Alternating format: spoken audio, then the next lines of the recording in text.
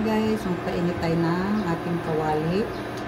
Painitin natin ng mantika. Mag-isa tayo ng bawang, sibuyas at luya para sa ating adobong manok.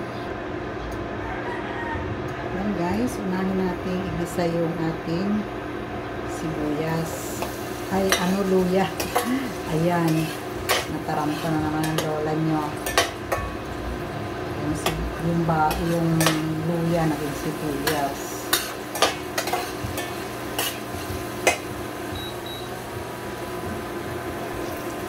Ayan, at isunod na natin yung ating bawang. Maraming bawang na masarap yung ating adobo. Ayan. Nikot. At isunod na rin natin yung ating sibuyas. Ayan.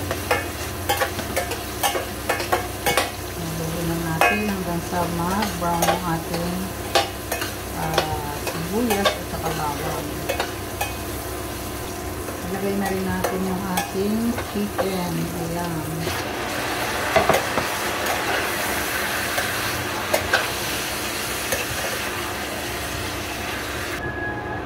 Lagyan natin ng laurel at ating chicken cubes. Paminta. Ayan.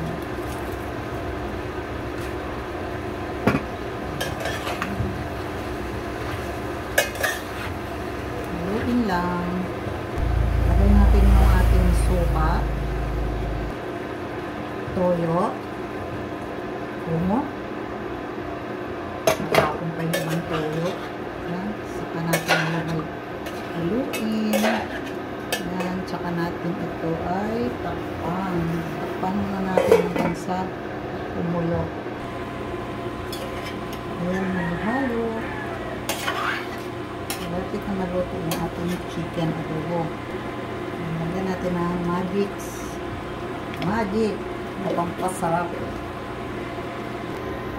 Ayan, at lutuin na yung ating chicken adobo.